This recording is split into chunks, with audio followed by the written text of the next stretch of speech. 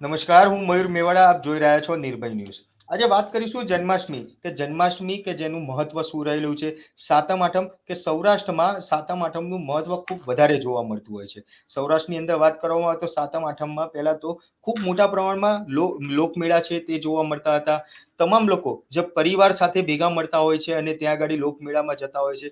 પરંતુ જે પ્રમાણે થોડા સમય પહેલા રાજકોટની અંદર ટીઆરટી ગેમ ઝોન અગ્નિકાંડ સર્જાયો, તે અગ્નિકાંડ બાદ હવે આ વખતે રાજકોટમાં એક સૌથી મોટા લોકમેળાનું આયોજન છે તે કરવામાં આવ્યું છે. આ આખું આયોજન કયા પ્રકારનું છે, ત્યાં આગળ સુરક્ષા વ્યવસ્થા કયા પ્રકારની છે, ખરેખર અત્યાર સુધીમાં ત્યાં ફાયર એનઓસી આપવામાં આવી છે કે નહીં, આ તમામ બાબતે આપણી જોડે ચર્ચા કરવા માટે જોડાયા છે સિનિયર પત્રકાર જગદીશ મહેતા સર. તેમની જોડે આપણે સીધી વાત કરીશું. નમસ્કાર સર, નિર્ભય ન્યૂઝમાં આપનું હાર્દિક સ્વાગત છે. નમસ્કાર, થેન્ક યુ. સર, ખાસ સાતમ આઠમ અને જન્માષ્ટમી ખૂબ મહત્વ તેનું જોવા મળતું હોય છે. સૌરાષ્ટ્રની અંદર તો આનું મહત્વ ખૂબ વધારે જોવા મળતું હોય છે. તો કઈ રીતનું ત્યાં મહત્વ રહેલું છે અને ખાસ જન્માષ્ટમીનું મહત્વ શું છે? મયુરભાઈ, જન્માષ્ટમીના જે પર્વો છે એ સૌરાષ્ટ્ર માટે કયો ને તો એ બીજી દિવાળી છે. આનાથી મોટો કોઈ ઉમંગ નહીં. શું કામ છે ખબર? આ લોક પર્વ છે.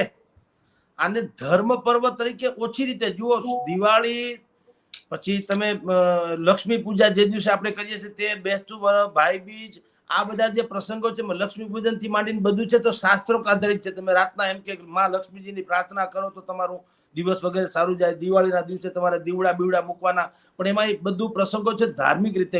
ભગવાન રામ આવ્યા હતા અયોધ્યામાં અને રાજ્યાભિષેક થયો એના માનમાં બધું કરે છે. પણ આ જન્માષ્ટમી, હવે જુઓ, આમ તો દિવસ એક જ છે જન્માષ્ટમીનો, કૃષ્ણ જન્મોત્સવ.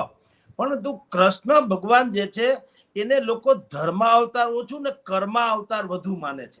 કૃષ્ણ, દરેક માતાને એવી ઈચ્છા છે કે મારે કુખે હું યશોદા બનું, મારે કુખે કૃષ્ણ ભગવાન જન્મે. દરેક ગોપીને, એટલે અપરિણિત યુવતી, દરેક ગોપીને એમ લાગે છે કે મારા ભવિષ્યમાં જો ભરથાર અગર કોઈ હોય તો એ 16 શણગાર સજેલો કનૈયા જેવો નટખટીયો હોવો જોઈએ. આ કૃષ્ણ ભગવાન છે ને એને દરેકને, જો મિત્રને એમ લાગે છે, દરેક સુદામાંથી માંડીને દરેક ગોવાળિયાને એમ લાગે છે કે જો મને કોઈ સારામાં સારો મિત્ર મળવો જોઈએ તો એ કૃષ્ણ જેવો હોવો જોઈએ. દરેક અર્જુનોને એમ લાગે છે, યોદ્ધો જે લડતો હોય ને, કે અગર મને કોઈ સારથી સારો મળવો જોઈએ તો એ કૃષ્ણ જેવો મળવો જોઈએ. તમે જુઓ, જગતના તમામ પાસાઓમાં દરેકને કૃષ્ણની અવેલેબિલિટી, કૃષ્ણનું સ્વીકાર્યતા, કૃષ્ણનું હાજરી પણ દરેકને ગમે છે. એ જન્માષ્ટમી જે વચ્ચે એક જ દિવસ છે. બાકી રાંધણ છઠ થી, અમારે ત્યાં તો બોળ ચોથ, ત્યાંથી આ બધા પર્વનો શરૂ થાય, ઉદઘાટન થાય બોળ ચોથ થી. પછી આવે નાગ પંચમી, પછી આવે રાંધણ છઠ, પછી સાતમ, પછી આઠમ, હજી નોમ દસમ, ત્યાં સુધી, એટલે બોળ ચોથ થી શરૂ કરીને દસમ સુધી અમારે ત્યાં, એટલે કે સૌરાષ્ટ્ર કચ્છમાં આપણે ત્યાં બહુ સારો લોક પર્વ ઉજવાય. કારણ કે આ બધાની સાથે છે ને લોક જીવનની ઘટમાળ પણ સમાયેલી છે. આ તો ઠીક છે, અત્યારે વરસાદ સારી રીતે વરસી રહ્યો છે, આવકાર યોગ્ય છે, લોકમેળાનું ઇધર ઉધર જે થવું હોય તે. પણ અન્યથા એવું હોય કે સોના વર્ણી સીમ બની મેહુલીએ કીધી મહેર રે ભાઈ, મોસમ આવી મહેનત નહીં. જે ખેતરમાં કૃષિલક્ષી આપણો દેશ છે ને, અમારો પંથક એ સૌરાષ્ટ્ર કચ્છમાં પણ, પરંતુ આ જે સિઝન છે અત્યારે, ઓગસ્ટ મહિનો કયો કે શ્રાવણ મહિનો કયો, ત્યારે ખેતરોમાં જે કંઈ કામ કરવા યોગ્ય જેટલી પણ વસ્તુ હોય, પાક લણવાથી માંડીને ખેતરને ખેડવા સુધીનું, એ બધું જ કામ નિપટાઈ ગયું હોય છે. એ બધું પરિપૂર્ણ થઈ ગયું હોય છે. અને હવે પછી જે ફ્રી, એટલે કે મુક્ત થયેલું લોકજીવન જે છે એ પરસ્પર આનંદ મેળવવાની કોશિશ કરે છે. કારણ કે જે આપણે જાણીએ છીએ, જે લોકો ઉત્સવ પ્રિય ન હોય ને, એ આપઘાત પ્રિય બની જાય. જુઓ, અફઘાનિસ્તાન થી માંડીને બધામાં તમે જો ઉત્સવોની કમી છે, એટલે ત્યાં ત્રાસ વધુ છે. તમારી જે જગતમાં ઉત્સવો, લોક પર્વો, એવા ઉત્સવો વિશેષ કરીને હોય ત્યાં જીવન ધબકતું લાગે. તો કાઠિયાવાડ સૌરાષ્ટ્રમાં આ જે બોળ ચોથ થી શરૂ કરીને મેં આપને કીધું તેમ જન્માષ્ટમીના પર્વ છે એ અતિ ઉત્સાહપૂર્વક ઉજવાય છે. અને અહીંયા એવી પ્રથા છે, ભાઈ આપણને ખબર, શ્રાવણીયો જુગાર એવો શબ્દ પણ વાપરવામાં આવે છે. ખેર પોલીસ વાળા હેરાન કરે છે, જુદી વાત. અન્યથા શું છે, આપણને એમ લાગે કે ભાઈ શ્રાવણ ને જુગાર ને શું છે. આ જો એક જમાનામાં જુગાર એટલા માટે અહીં રમવાની વાત છે, એક જમાનામાં અત્યારે જે લોકમેળાઓ થાય છે એવું કઈ હરવા ફરવા જવાનું કે કઈ હતું નહીં. પેલા જમાના તો વાહન વ્યવહાર ક્યાં હતો? એક ગામથી બીજે ગામ તમે યા તો બળદગાડામાં જાઓ, યા ઘોડા ઉપર બેસીને જાઓ, યા તો પેદલ જાઓ, ધેટ્સ ઓલ. પછી ચોથી કોઈ વ્યવસ્થા હતી નહીં. તો ઘરે લોકોને આનંદ કેમ કરો? તો બેનું દીકરીઓ રાસ રમતા, આ જે પુરુષો હોય દાંડિયા રાસે રમતા, પણ બાકીના સમયમાં જેમ, કારણ કે આ મહિનો શ્રાવણ મહિનો છે, તો કરવું શું? આ જુગાર જે છે ને, એ આમ તમે જુઓ તેને જુગાર શબ્દ ના આપવો જોઈએ, એક પ્રકારનો ખેલ છે. ભગવાન કૃષ્ણએ કળયુગમાં એમ કીધું, કળયુગને વચન આપતી વખતે, ભાઈ આજથી તારું શાસન, કોઈ વાંધો નહીં, પણ હું તને હાવ રેઢું આખો આપી નહીં દઉં આ સૃષ્ટિ, કારણ કે સૃષ્ટિનો સર્જનહાર તો હું છું, અને તમે તો કળયુગ છો, સત્યાનાશ કરવા તમે આવ્યા છો. માની લો કે તમને બધું સોંપી દઈએ, તો આ બધું પાછું મારું હમું નમું કરવું ક્યારે? તો ભગવાન ઓલા કળયુગે કીધું, ભાઈ તમારે એક વસ્તુ કહું, તમે સમચક્ર ગદા પદ્મ લઈને આવો તો અમારો મેળ જ ન પડે. અમારે ઈ કઈ જોઈએ નહીં, અમારો દાવ આવ્યો એટલે તમે આજથી તમારી ઇનિંગ પૂરી. તો ભગવાને કીધું કાંઈ વાંધો નહીં, પણ હવે હું બુદ્ધિપૂર્વક સૂક્ષ્મ રૂપે તો હોઈશ જ. હું તો વૃક્ષમાં પીપળો હોઉં, હું હિમાલય હોઉં, પર્વતમાં, નદીમાં હું ગંગા હોઉં, પશુમાં હું ગાય હોઉં, પ્રાણીમાં હું સિંહ હોઉં, ભગવદ્ ગીતા હોઉં, હું પુસ્તકમાં ભગવદ્ ગીતા હોઉં, આવી રીતે તો હું રહેવાનો છું. એવી રીતે એને એમ કીધું કે જુગઠુર રમવામાં પણ હું શકુની હોઈશ. જે રીતે શકુનીએ જુદા પાસા પાડી અને ધૃતરાષ્ટ્ર, આપણે જાણીએ છીએ કે મહાભારતના યુદ્ધમાં પાંડવોને હરાવ્યા ખોટી રીતે, પણ તો એને એમ કીધું ભગવાન કૃષ્ણએ આ બધા વર્ણનની વખતે કે આ બધામાં હું છું, એમ રમતમાં પણ હું જુગઠું છું, એટલે જુગાર છું. એટલે ઈ પ્રથા જે તે સમયથી ચાલી આવે છે અને લોકોએ ઝીલી લીધી છે. અને ઝીલી લીધી છે એટલે સાતમ આઠમના પર્વ, મેં કીધું પહેલી સાતમ આઠમ જે દીકરી સાસરે ગઈ હોય ને, એને પણ સૌથી પહેલી જે માણવાની મજા જે અહીંયા સાતમ આઠમ આવવાની હોય, તેની વ્યવસ્થા તમે જુઓ, બુદ્ધિપૂર્વકનો ખેલે જુઓ. આપણા ઋષિ મુનિથી માંડીને, આપણા યોગ શાસ્ત્રોથી માંડીને, આપણા જે 18 પુરાણ છે, કેવી બૌદ્ધિક ક્ષમતા એની હશે એ જમાનામાં, કારણ કે તૈયે તો સંયુક્ત કુટુંબની દુનિયા હતી. હવે તમે જો દીકરી પેલી પરણીને આવી હોય ને પેલી સાતમ આઠમના વખતમાં શ્રાવણ મહિને એમ કે મારે પિયર જાવું, તો સંયુક્ત પરિવારમાં આટલા બધા લોકો છે, તેનું જમવા કરાવવાનું શું થાય? પહેલો પ્રશ્ન આવો બનતો હોય છે. દરેક એમ કે ભાઈ આવા બધા એટલા બધા પરિવાર છે, તમે જમવાનું શું થાય? એટલે તમે જુઓ બુદ્ધિ કેવી છે કે રાંધણ છઠને દિવસે રાંધી નાખવાનું, પછી સાતમ આઠમ નોમ એ ટાઢું ખાવાનું, અને પાછું ચૂલા હોય એ ચૂલામાં નાગલા એટલે કે ગારથી, આખું છાણની ગાળ હોય ને એનાથી આખા ચૂલાને ટાઢા કરવાનું કે છે. અને પાછું બુદ્ધિપૂર્વક કહેવામાં આવ્યું કે જો આવું નહીં કરો તો રાંધણ છઠના દિવસે ને સાતમના દિવસે ત્યાં માં શીતળા આપણા ચૂલામાં આળોટવા આવશે, અને જો ચૂલો ગરમ હોય ને માં શીતળા ધગી જશે તો તમારા છોકરાને સીલી નીકળશે. વાસ્તવમાં આવું કઈ, આ તો લોકવાયકા છે, પણ શું કામ? એ દીકરીને તો છૂટ મળે જવાની. એટલે રાંધણ છઠના દિવસે પેલા બધું રાંધી નાખે, ચૂલા ટાઢા કરી નાખે, અને પછી એને નાગલા વિટોળી દે. તો આપણે કહીએ છીએ ને કે કમખે દોથોરે ભરીને કઈ ટાયકા ને આભલા ઓછા પડ્યા રે લોલ, અને ગોરમાને 5 આંગળીએ પૂજા અને નાગલા ઓછા પડ્યા રે લોલ. આવી રીતે ચૂલા ટાઢા કરી અને પછી બેનું દીકરીઓ પોતપોતાના પિયર જતી. કારણ કે મેં કીધું તેમ અગાઉના જમાનામાં તો બાજુના ગામડામાં જ તમારો પ્રસંગ સંબંધ વગેરે થતો, કારણ કે દૂર જવાની કોઈ વ્યવસ્થા નહોતી. એટલે યા તો પેદલ યા બળદગાડામાં દીકરીને તેડવા જાય, અને અથવા તો જણ હોય તો ઘોડા ચડીને આવે. પણ આટલી જ એક વ્યવસ્થા હતી. એટલે છઠના દિવસે રાંધી લે, સાતમ આઠમ નોમ ટાઢું ખાવાની વાત જે ધર્મ આધારિત કરવામાં આવે તો પરિવારમાં કોઈને વાંધો ન લે, અને રાંધવાનું ન હોય તો દીકરી આફોડી કહી શકે એના પરિવારને કે જો વાંધો ન હોય, હું ફ્રી છું, તમારી માને ત્યાં મારા પિયરમાં જઈ આવું ખરી. અને લોકો એને સ્વીકારી લીધું. એટલે અહીંયા તમને કહું છું કે આ જે લોક પર્વ છે, એટલે રાંધણ છઠનું એટલે કે જન્માષ્ટમી પર્વનું સૌરાષ્ટ્રમાં ખાસ કરીને અતિ મૂલ્ય છે. આ થઈ પ્રાસંગિક વાત, જે પરંપરાગત છે તે. હવે વાત છે વાસ્તવિક અત્યારની, કે રાજકોટમાં સૌરાષ્ટ્ર કચ્છનો સૌથી મોટો લોકમેળો અત્યારે આમ ચાલુ થઈ ગયો. ગઈકાલે રાઘવજીભાઈ પટેલે, કૃષિ મંત્રી શ્રી, એનું ઉદઘાટન કરી નાખ્યું. પણ કાલ એનું ઉદઘાટન જ્યારે થયું ત્યારે વળી મેઘરાજા નતા આવ્યા, એટલે આબરૂ રહી ગઈ. પરંતુ આજે અત્યારે હું ને તમે ચર્ચા કરીએ છીએ ત્યારે સવારે થી શરૂ કરી વરસાદ શરૂ થયો, બપોરના 2:30 વાગ્યા સુધીમાં 7-7.5 ઇંચ પાણી પડી ગયું હોવાના અહેવાલ છે. અને અમારે ત્યાં જ્યાં રેસકોર્સ મેદાનમાં લોકમેળો થાય છે, જ્યાં સામાન્ય રીતે રોજના 1.5-2 લાખ લોકો આવે છે, ને 5-7 દિવસમાં 10 થી 12 લાખ લોકો એ લોકમેળો માણે છે. આજે મેઘરાજા સિવાય કોઈ લોકમેળો માણી શકતા નથી. ઈ માણે છે. ગોઠણબૂડ પાણી છે, ગોઠણબૂડ અત્યારે.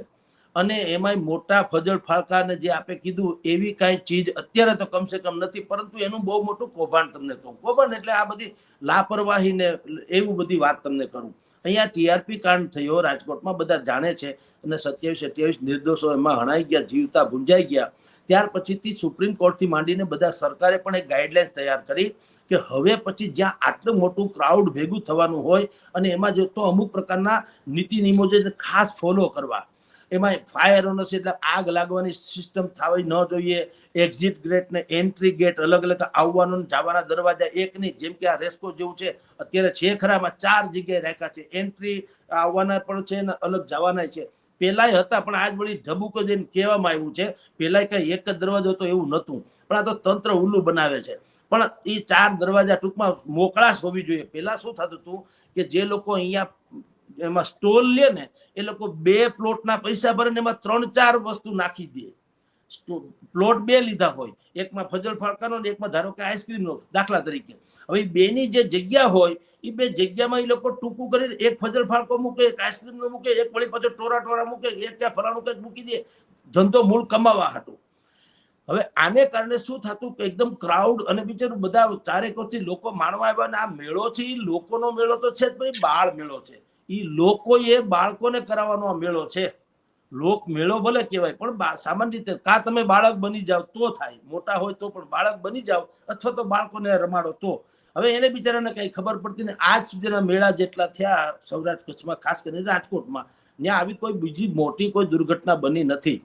પણ રાજ્ય સરકારે અને અદાલતે જે કઈ ટૂંકમાં નક્કી કરી છે નોર્મ્સ, અત્યારે પણ લોકમેળામાં 44 જેટલી અલગ અલગ પ્રકારની માર્ગદર્શિકા જે તે સ્ટોલ ધારકોને આપવામાં આવી હતી. પેલા શું થતું હતું આપને કહું, થોડીક હાઇલાઇટ બધાને ખબર પડે કે રાજકોટમાં શું થયું છે શું થયું છે. એક જમાનામાં એટલે ગયા વર્ષ સુધી સમજો ને આવું થતું હતું કે મોટું રેસકોર્સનું મેદાન છે, આખો લોકમેળો કરાવે છે કોણ? કલેક્ટર, જિલ્લા કલેક્ટર. એ લોકમેળા સમિતિ નામના બેનર હેઠળ એના અધ્યક્ષ છે જિલ્લા કલેક્ટર. હવે શું થતું, આ ફજત ફાળકા અને જે મોટા મોટા ટોરા ના અંતે તમે જે યાંત્રિક જેને એ લોકો રાઇડ્સ કે છે એ બધું બહારથી આવે, મોટા ભાગે રાજસ્થાનથી આવે. હવે રાજસ્થાનમાં આના જે માલિકો છે એને ઈ લોકો શું કરે, એને તો અહીંયા કોઈ ઓળખે નહીં વહીવટી તંત્ર વાળા, તો એને બધું જે એનઓસી લેવાની જે તે સમયે થતી પણ નોર્મલ હતી, પણ ઈ લેવામાં પણ એને મુશ્કેલી પડતી. એટલે એ લોકો શું કરતા એ કહું, લોકો રાજકોટના અમુક લોકો જે છે ફિક્સ છે એ પણ એની સાથે ટાઈઅપ કરતા. એ ત્યાંથી ફજલ ફાળકો મોકલી દે આ ભાઈના નામે સરનામે, જેમ આપણે આંગળીયામાં બધું વિગત આવે એમ, અને એની પાસેથી ફિક્સ રકમ નક્કી કરી લે. ભાઈ એક કામ કરો, મને તમે 2 લાખ રૂપિયા કે 5 લાખ રૂપિયા આપી દો, બરાબર. હવે તમે જાણો ફજલ ફાળકો જામે, તમે 10 કરોડ રૂપિયા 10 લાખ રૂપિયા કામો તો તમારા, ન કામો તો તમારા. અમને 2 લાખ આપી દો, વાત પૂરી. તો ઓલા કે ઓકે. પછી શું થતું, એ લોકો જે ત્યાંથી બધા આવી જાય, કારીગર ન્યાના આવે, કારણ કે આ ફજત ફાળકા રિપેરિંગ કરવાનું કે તૂટી ફૂટી જાય એ બધું કરવાનું કોઈને આવડે નહીં. એ કારીગરો પણ ત્યાંથી આવતા. હવે આ બધું થઈ જતું પછી અહીંના લોકો શું કરે, કાયદેસરના ધંધાદારી લોકો છે, બુદ્ધિપૂર્વક. એને કઈક ભાંગીને 2 હળી કરવાની હોતી નથી. ફજત ફાળકા કોકના, કારીગર કોકના, તંત્ર આપણું અહીંનું. એની અરે મિલી ભગત કરી બુદ્ધિપૂર્વક 2 સ્ટોલમાં 3 આવા ફજત ફાળકા ઘુસાડી દેવાના, 4 હોય તો 5 ઘુસાડી દેવાના. અને પાછું એમાં કેવું કે જો બહુ ગર્દી થાય ધારો કે, તો દાખલા તરીકે ફજલ ફાળકા 1 2 3 4 ને 5 એમ પેલા જે 5 રાઉન્ડ ફેરવતા હોય, બહુ ગર્દી થાય ને 5 માંથી 4 થાય, 4 માંથી 3 થાય, 3 બસ 3 એમ કરીને એમાં કાપ મૂકે. હવે સરકાર ભાવ બાંધણું કરે છે, કલેક્ટર શું કરે છે કે ભાઈ કોઈ પણ રાઈસ હોય એકના 25 કે 30 રૂપિયા કે 50 રૂપિયા એવું નક્કી કરે, એનાથી વધારે એમ કે નહીં લેવાનું. પણ પાછા ઈ નથી કોઈ સરકાર જાણતા કેતા કે ભાઈ આમાં 3 રાઉન્ડ તો મિનિમમ આમાં લગાડવાના, એટલે માણસને મજા આવે, પૈસા બિચારાને વસૂલ થાય અથવા તો આનંદ થાય. એવું કઈ છે નહીં. ઓલો જે બીજું જે હોય છે હોડકા જેવું, એ આમથી આમ 1-2 વખત હિંચકાવે ને પછી ઉતારી, હાલો ભાઈ પૂરું થઈ ગયું તો બધા હશે. એટલે કલેક્ટર તંત્ર બધું જાણે છે, આ બધી એને ખબર છે. તેમ છતાં બધા છે ને મિલી ભગત જેવું છે કે એમાં પ્રજાને, નિર્દોષ પ્રજાને આનંદ મળે એના કરતા આ લોકોને પૈસા કેમ લઈ લેવા, કારણ કે બધાને અંદર ભાગીદારી છે બુદ્ધિપૂર્વકની. હવે આ વખતે શું થયેલું, આ વખતે ટીઆરપી કાંડ પછીથી અમુક નોર્મ્સ પાળવા ફરજિયાત હતા, એમાં કોઈ છૂટકો નહોતો. એટલે કલેક્ટરે જુઓ આમાં કેવો મોટો ખેલા હો ગયા, ઓલા કે ને બંગાળમાં ખેલા હોબે, એ બી ખેલા હોબે. શું થયું કે પેલા કલેક્ટરે ચીપિયો પછાડ્યો, કોઈ કાળે હું ચલાવી નહીં લઉં, નોર્મ્સ તો બધા પાલન કરવા, એસઓપી જે કોઈ નક્કી કરી છે એમાં હું એક ક્ષણ માત્રમાં પણ વિલંબ નહીં થવી જોઈએ, કોઈ પણ પ્રકારનું સમાધાન થશે નહીં, વગેરે વગેરે. હવે સ્ટોલ ધારકો મેં કીધું ને અહીંના હોય લોકલ, એને આ સરકારમાં પૈસા ભરીને સ્ટોલ એને લેવાનો હોય, કારણ કે બહારથી બધી વસ્તુ લઈ આવ્યા છે, બહારથી લઈ આવેલા છે, ફજત ફાળકાની યાંત્રિકની બધી વસ્તુ. એટલે હવે એ લોકોએ શું કર્યું, એ બધા ભેગા થઈ ગયા બુદ્ધિપૂર્વક, અને એને પેલા બહિષ્કાર કર્યો. અને આમાં દર વખત આવું ડિંડક થાય છે, ડિંડક જ છે કાયદેસરનું. પેલા બહિષ્કાર કર્યો કે અમે હરાજીમાં નહીં હાજર લઈએ, આમ ને તેમને. એટલે પેલા શું થતું એમ કે કલેક્ટર મૂંઝાઈ જતા કે ભાઈ જો આ બધી હરાજી બરાજી બધું પડી ભાંગે તો આ લોકમેળો તો નિષ્ફળ જાય. તો આ મૂળ આયોજક પોતે છે, કલેક્ટર, જિલ્લા કલેક્ટર પોતે, તો જરાક ખરાબ લાગે ને, એટલે થોડાક સમાધાન થઈ જતા. હવે આ વખતે તો મેં કીધું તેમ સરકારની જ એસઓપી છે કે ભાઈ આટલું સ્ટાન્ડર્ડ બધું તમારે મેન્ટેન કરવાનું. કેવું હતું, ફજત ફાળકા જે છે એનું કોન્ક્રીટ ફાઉન્ડેશન કરવાનું, સિમેન્ટ કોન્ક્રીટ વાળું, અને એ પાછું તમે 2-5 દિવસ કરો ત્યારે સિમેન્ટ જામે ને બધું ફાઉન્ડેશન થાય ને. પછી એની પેલા સોઇલ ટેસ્ટ, એટલે કે જમીનની તમારે પેલા જમીન જોવાની, પથરાળ છે કે રેતાળ છે કે હેતાળ છે વગેરે. હવે એવું થયા પછી એને લગતું જે સ્ટ્રક્ચર તમારે ઊભું કરવાનું, અને એની એક સમિતિ પાછી બનાવી સ્ટ્રક્ચરની ઓર્ગેનાઇઝ, જેને કહેવાય ને એનું મેન્ટેનન્સ કરવા વાળી, કે જોવા વાળી, ચકાસવા વાળી, એનું એનઓસી તમને મળે તો તમે એમ કે ફજત ફાળકો ચાલુ કરી શકો. આ છેક સુધી આ ઝઘડો ચાલ્યો એમ કે તો હાલે. અને એ મનોવૈજ્ઞાનિક ઝઘડો ચાલ્યો. મનોવૈજ્ઞાનિક એટલા માટે કે જે મેઇન લોકોએ જ્યાંથી રાજસ્થાનથી બધા લઈ આવ્યા હતા ફજત ફાળકા, અહીંના જે કાર્ટેજ જેને કહી શકાય, અહીંના લોકો દર વખત જે કમાતા હતા એ લોકોને ઠેઠ સુધી આમાં કોઈ જાતનું સમાધાન નહીં થાય એવી અર્થછાયામાં રાખ્યા.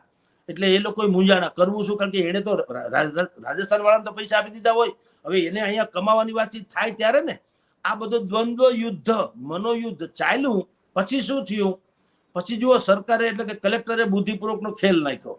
એને કીધું કે મારે તમારું કોઈનું સાંભળવું નથી. કલેક્ટર કે ભાઈ આ તો એસઓપી નું પાલન થવું જ જોશે, એનઓસી વગર હું કઈ ચાલુ કરવા દઈશ નહીં, લોકોની સલામતી મારા માટે બહુ મહત્વની છે વગેરે, એવું ઉલ્લુ બનાવી અથવા તો એવી વાત કરી. અને પછી એક જ વ્યક્તિને બધો કોન્ટ્રાક્ટ આપી દીધો, ₹1.25 કરોડ રૂપિયામાં, એક જ વ્યક્તિને. અને એ વ્યક્તિ છે એ પછી ભાજપ, ભારતીય જનતા પાર્ટી સાથે છે. બોલો, હવે એ વ્યક્તિને આપી દીધો, એને અત્યારે બધું ગોઠવું છે. હજી આજે ત્યારે હું તમે વાત કરીએ છીએ ત્યારે ફજત ફાળકા કે ટોરા શરૂ નથી થયું, બાકી બધું છે, પણ આ શરૂ નથી. પણ કદાચિત થઈ શકે. શું કામ, હવે એમાં જુઓ કેવું ડખો ચાલે છે. આજ તો જો કે વરસાદ આવી ગયો ભયંકર, ને ગોઠણબૂટ પાણી છે, એટલે મેઘરાજા સિવાય આજે કોઈ લોકમેળો રાજકોટનો માણી શકે એમ નથી. એ મેઘરાજા છે ને એને છબછબિયા કરે છે આખા લોકમેળામાં અત્યારે તો. પણ સંભવ છે. એક વચ્ચે સવાલ કરીશ. આપણે ગઈકાલે બી જાણ્યું હતું કે જે એનઓસી મેળવવાની વાત હતી, કે એની અંદર જે ફાયરના અત્યારે જે ઇન્ચાર્જ ઓફિસર તરીકે જેમને બેસાડવામાં આવ્યા છે, એમને કોઈ જ આ પ્રકારની એનઓસી આપવાની સત્તા આપેલી નથી. તો આ લોકમેળામાં કૃષિ મંત્રી રાઘવજી પટેલ ઉદઘાટન કરવા માટે તો આવી ગયા, ઉદઘાટન કરીને લોકમેળો ખુલ્લો એ મૂકી દીધો, પણ જે એનઓસી મેળવવાની વાત છે એ એનઓસી તો હજી નથી જ મળી ને. એ મયુરભાઈ, હું પણ એ જ કહેવા જતો હતો કે ગઈકાલે આમ ધાબડ, એટલે જ મેં પેલા તમને કીધું કલેક્ટર, કારણ કે આયોજક મેઇન કલેક્ટર છે, એને જ બધું સત્યાનાશ થયું ને. તમે જુઓ, એનઓસી વગર લોકમેળાનું મંત્રીશ્રીએ ઉદઘાટન કરી પણ નાખ્યું. વિજય રૂપાણી હતા, ભાનુબેન બાબરિયા હતા, અહીંના સ્થાનિક નેતાઓ હતા, જિલ્લા કલેક્ટર હતા, બાકી બધા હતા. પેલા શું થતું કે આવું કઈ બહુ હતું નહીં, ત્યારે વજુભાઈ વાળા મોટા ભાગે અથવા તો કોઈ મિનિસ્ટર આવે એ કરતા, અને આવા ફજત ફાળકા બેહીને ફોટા પડાવતા. આ વખતે વળી ઈ ન થયું, ઈ જવા દો. અને કાલે મેં કીધું ને થોડીક આબરૂ શું રહી ગઈ કે વળી વરસાદ નતો કાલે એટલો, એટલે વળી થોડું ઘણું પર દીપ પ્રાગટ્ય કરીને ઠમક કરીને બધું થઈ ગયું. પણ જો આજની સ્થિતિ આ થયું હોત તો સત્યાનાશ બધી રીતે થાત. સરકારની પણ કિરકિરી થાત, કલેક્ટરની પણ કિરકિરી થાત, અને જે હવે થઈ રહી છે એ જુદી ઘટના છે. પણ તો ઉદઘાટન પણ કદાચ સંભવ છે ન થયું હોત, કારણ કે અત્યારે તમે લાઈવ ટેલિકાસ્ટ જુઓ અમારે ત્યાં લોકમેળામાં, ગોઠણબૂટ પાણી છે ને એક કાળો કાગડો નથી લોકમેળામાં, સમજી લો, બધું પરળી ગયું, લોંધો થઈ ગયું. રાઈટ? તો સવાલ એ છે કે તમે જે ફાયર એનઓસી ની વાત કરી, હવે એક એનઓસી એટલે સાગઠિયા થઈ જેલમાં ગયા, એની બદલીમાં કચ્છ ભુજથી બીજા આવ્યા હતા, એ લાંચમાં પકડાણા, એ જેલમાં ગયા. હવે અમદાવાદથી ત્રીજા એક ભાઈ આવ્યા છે, એનું નામ મિથુનભાઈ છે. હવે મિથુનભાઈ આવ્યા, હજી તો એ હમાનામાં થાય છે, રાજા રામજાણી એને કઈ ખબર નથી લોકમેળો ક્યાં રમાય ને કેવું છે. એટલે કોઈ પાસે કોઈ એક તો સત્તા નથી, અને સત્તા નથી કરતા કોઈએ કઈ બરાબર વ્યવસ્થા ગોઠવાની નથી. જિલ્લા કલેક્ટર સ્વયં તમે વિચાર કરો, આનો લોકમેળાનો એ વીમો ઉતરાવડાવે છે. પેલી વાત છે 10-12 કરોડ રૂપિયાનો. આ વખતે કંઈક 7 કરોડ 8 કરોડનો વીમો 99% છાપામાં છાપ્યું છે, ફિગર નહીં આપણને ખબર, પણ એટલા કરોડનો વીમો ઉતરાવ્યો. એટલે ટૂંકમાં તમે જુઓ, અને આ લોકમેળામાંથી દર વખત જિલ્લા કલેક્ટર તંત્ર 2-3 કરોડ રૂપિયા કમાય છે. સાંભળજો, હા, એ પૈસા જે છે એનો ઉપયોગ જે છે એ કોઈ કાર્યમાં થતો હશે, સારા કાર્યમાં, કારણ કે કલેક્ટરને કઈ એવા પૈસા ખીચામાં નથી જતા, એ હકીકત છે.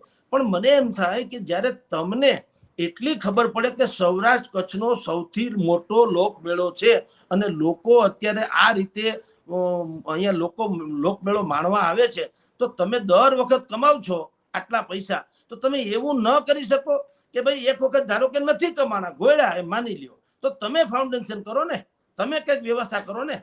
પણ તમે એવું કંઈ કરતા નથી. તો જિલ્લા કલેક્ટર દર વખત અહીંયા 2-3 કરોડ રૂપિયા માની લે કોઈ કમાતા હોય, તો આ વખતે એને એવું પહેલેથી એને કરવાની જરૂર હતી કે ભાઈ ફાઉન્ડેશન પોતે ન કરે. કલેક્ટર તંત્ર પાસે શું ખામી હોય, એ ન કરાવી શક્યા હોત કે ભાઈ, અને ગોળ્યા પૈસા ઓછા મળે તો કલેક્ટરને ક્યાં આના ઉપર રોજી રોટી છે? એને તો પગાર મળે છે એનો અલગ પ્રકારનો, તો એને તો કરવું જોઈએ ને. 2 કરોડ રૂપિયા કે 1 કરોડ રૂપિયા આ વખતે ન મળે તો ગોળ્યા, પણ કારણ કે એ કઈ કમાણી કરવા માટે સમિતિ છે નહીં. સમિતિ શું કામ છે? લોકમેળો શાંતિથી યોજાય એટલા માટે છે. હવે તમે એ કર્યું નહીં અને બીજાની ઉપર ઢોળતા રહ્યા, એટલે છેટ સુધી એક તો અસમંજસ ભરી પરિસ્થિતિ રહી. પહેલી વાત તો એ આજની તારીખે તમને કોઈ એક ફજળ ફાળકો ચાલુ નથી. માની લો આ તો ઠીક છે, વરસાદ આવ્યો એટલે મેં કીધું થોડીક આમ આબરૂ ગઈ ને આમ આબરૂ રહી, કારણ કે આજે લોકો તો ગઈકાલથી આવી ગયા હતા લોકમેળો માણવા માટે થઈને. હવે આજે તો ઠીક છે, વરસાદ છે એટલે કોઈ જવાનું છે નહીં, અત્યારે પાણી ભરાયેલા છે એટલે, અને હજી ધાબડબટ્ટું વાતાવરણ છે, ક્યારેક વરસાદ આવી જાય તો ખબર નહીં. વરસાદ પણ એવો ત્રાટકો કે જેવો તેવો નથી ત્રાટકો. આકળ વિકળ આંખ કાન વરસાદ ભીંજવે, હાલક ડોલક ભાન સાન વરસાદ ભીંજવે. અહીં આપણે બેઉને વરસાદ ભીંજવે, મને ભીંજવે તું તને વરસાદ ભીંજવે, નહીં છાટા રે નહીં છાલક રે વરસાદ ભીંજવે, જાણે દરિયા ઉભા ફાટા રે વરસાદ ભીંજવે. ઓલા રમેશ પારેખની કવિતા જેવો વરસાદ થયો છે.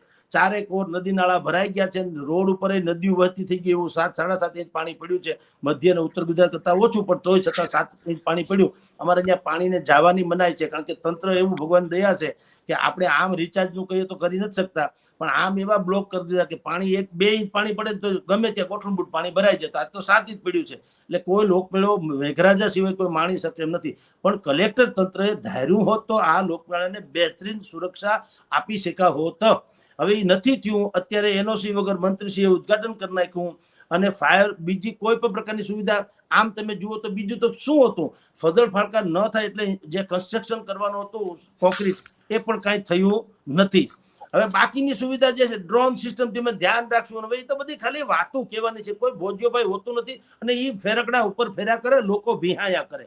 સવાલ એટલો હતો, જો ખરેખર લોકમેળો માણવાની વાત જે છે, તો લોકમેળા સમિતિના અધ્યક્ષ કલેક્ટર એણે જ પહેલેથી SOP નું પાલન કર્યું. હવે શું થાય છે, હાઈકોર્ટમાં ગયા આ લોકો, અમારા જે ફેડરલ ફાળકા વાળા લોકો જેને પૈસા કમાવા હતા એ બધા ગયા હાઈકોર્ટમાં. હાઈકોર્ટે તમે જુઓ, એ પાછું પરમ આશ્ચર્ય છે, સામાન્ય રીતે ન કલ્પી શકાય એવો નિર્ણય હાઈકોર્ટે કર્યો. હાઈકોર્ટ જિંદગીમાં કોઈ દી સમાધાન જેવી વાત કરે ખરા? હાઈકોર્ટ તો કે ને હો વાતની એક વાત, લોકોની સલામતી પહેલી છે, અમારે કઈ સાંભળવું નથી. એને બદલે હાઈકોર્ટે પણ એમ કીધું કે તમારે ત્યાં જે કન્સ્ટ્રક્શનની કમિટી જે રચી છે, તમે ઇન્ફ્રાસ્ટ્રક્ચર આ બરાબર છે કે નહીં માપવા કરવાની, એ સમિતિ અને સ્થાનિક તંત્ર જો તમને વાંધો ન આપે તો વાંધો નહીં, તો તમે કરજો. એટલે કે સ્થાનિક તંત્ર ઉપર ખો આપી દીધી. હવે યાર, સ્થાનિક તંત્ર તો મિલી ભગત હોય, આ પોલીસ તંત્ર હોય કે કલેક્ટર તંત્ર હોય, આ જેને બે આ ફાજલ ફાળકા છે 20-25 લાખ રૂપિયા 7 દિવસમાં જેને કમાણી કરવાની છે, તો એ લોકો કઈ કમ તો હોવાના નહીં, એ તો ઓળખાણ પીછાણ તો હોય જ ને. હવે એ બધા ચંચુબાત કરે, એકબીજાને ગોઠવાઈ જાય. તો આજે તો મેં કીધું વરસાદ છે એટલે 99% તમે જોજો, હવે કાલે કદાચ પાછું ફજલ ફાળકા ફરવાય મંડે એમ. અને લાકડા ઉપર કાયદેસર લાકડા ઉપર ખીલા મારી અને ધરતી ઉપર એમને ચોંટી દીધા, અને ઉપર હજારો લોકો આમ ટીંગાતા હોય, હરતા ફરતા હોય. ભગવાનની દયાથી હજી સુધી કઈ થયું નથી, જુદી વાત છે, પણ ચેત તો નર સદા શું કે જયારે આપણે આ બની ગયા પછી તમારે ખરખરા કરવા, એના કરતા તો પેલા જ કરવામાં શું વાંધો. પરંતુ એવું કોઈને કરવું નથી, અને બધાને રૂપિયા કામી લેવા છે, બીજું કોઈ વાત છે નહીં. પૈસા અમને મળવા જોઈએ, તમારું જે થવું થાય. એવી સ્થિતિમાં લોકમેળો પહેલી વખત યોજાઈ રહ્યો છે, અને આ બે રીતે પેલી વખતે એક તો ફજલ ફાટકા વિનાનો છે અને બીજું આ જે સુરક્ષાના નામે છે નેકરો ફજેતો એની સાથે છે. જી મયુરભાઈ. બિલકુલ, એટલે કહી શકાય કે આમ તો સૌરાષ્ટ્રમાં જે લોકમેળાનું ખૂબ મહત્વ જોવા મળતું હોય છે, પરંતુ આ વખતે જે પ્રમાણે જે ટીઆરપી ગેમ ઝોન અગ્નિકાંડ સર્જાયો અને ત્યારબાદની જો વાત કરવામાં આવે તો એસઓપી બનાવવામાં આવી, 44 જેટલી ગાઈડલાઈનો આ લોકોને આપવામાં આવી, પરંતુ આખરે તો એનઓસી આપી નથી. તેમ છતાં પણ રાજ્યના કૃષિ મંત્રી રાઘવજી પટેલના હાથે તેનું ઉદ્ઘાટન પણ કરી દેવામાં આવ્યું છે. અને જે એસઓપી પ્રમાણે ત્યાં ગાડી જે કન્સ્ટ્રક્શનનું કામ થવું જોઈએ લોકમેળામાં, કે લોકોની સુરક્ષા માટેની આ હતી, તે કન્સ્ટ્રક્શનનું કામ પણ ત્યાં નથી કરવામાં આવ્યું અને લોકમેળો શરૂ કરી દેવામાં આવ્યો છે. અને જો હવે આ લોકમેળામાં ભગવાન કરે કદી કોઈ ઘટના ના બને, પણ જો ઘટના બની જાય તો તેની પાછળનો જવાબદાર હવે કોણ? આપ શું માનો છો કે જે પ્રમાણે એનઓસી વગર જે આ લોકમેળાની મંજૂરી આપવામાં આવી છે અને જો લોકમેળામાં જો ચકડોળને શરૂ કરવામાં આવશે અને કોઈ ઘટના બનશે તેની પાછળ જવાબદાર કોણ ગણાશે? કોમેન્ટ બોક્સમાં જરૂરથી જણાવજો અને અમારી નિર્ભય ન્યૂઝ ચેનલને લાઇક, શેર અને સબસ્ક્રાઇબ કરવાનું ભૂલશો નહીં. આભાર.